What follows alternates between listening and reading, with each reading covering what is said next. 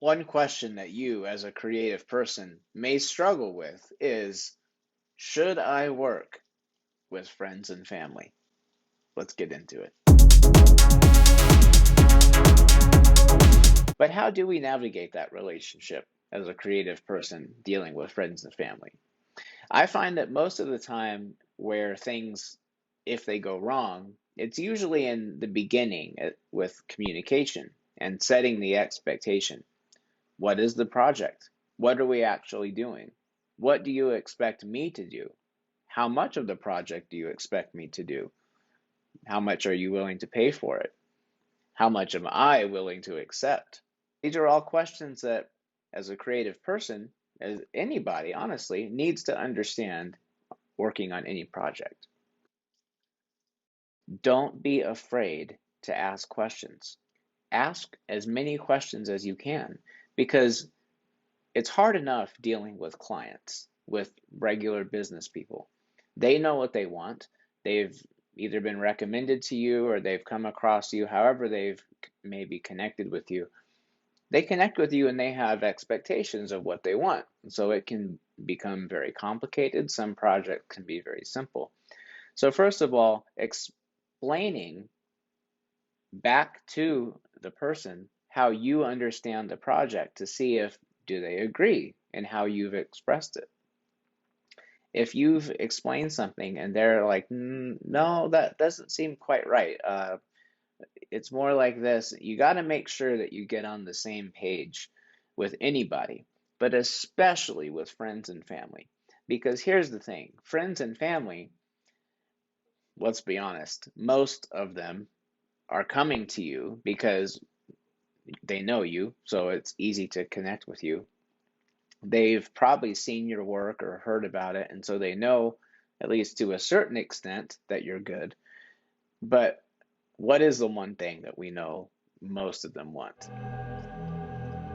They want a good deal, and they think they're going to get that by coming to you. And maybe they will, but that's up to you. The thing is, though, you have to explain that in the very beginning. How much am I going to help you? Do I even have time to help you? Because some people will simply come to you and they don't have the budget, they don't have the intention of paying for anything, but they do want to ask you a bunch of questions. And it's okay to say to people, look, I would love to help you. I would love to see this project of yours come to fruition the way you're dreaming of it and imagining it to happen. However, this is what I charge for my time, and I would love to be a part of that. In fact, I even see other ways potentially that we could add on to this and make it better. But they have to realize that this is your career. This is your time that you're investing to make their dream become a reality. Here's a real life example. So, I decided to do a project for a family member. And initially, I had decided that I wasn't going to do any more of these friends and family projects simply because you want to make people happy, especially if they're your friends or family. And it can be hard even telling yourself no and saying, man, I told them it was going to take 30 hours and I'm already 40 hours deep into this and I'm going to have another 10, 15 hours I'm going to have. Are they expecting to pay for that? And we can get sucked into it ourselves. And so we have to be disciplined if we do commit to the project. But this one project that I decided to do, I was hesitant because I knew that the person had very high expectations, very high standards. And not only that, but it was a startup. And so it was a risky endeavor, although a logical one, a great business plan. Um, However, because it's a startup and because people are investing money, during a time 2021, it was a turbulent year to say the least for many people. Not everybody, but for many people, they had a lot of changes that they had to overcome. And so I wanted to work with him, but of course, as this being a startup, he was very strict on what he knew he could invest. Now, I wanted to just choose to do it for free for this person. Um, but of course, when we're busy, we're trying to pay our bills, we're trying to take care of our family. Sometimes we just can't do that, especially if it's a bigger project. So I explained that to him and I told him, look, this is what I'm comfortable volunteering, donating to you. But this other part, I need to be paid for because this is my time.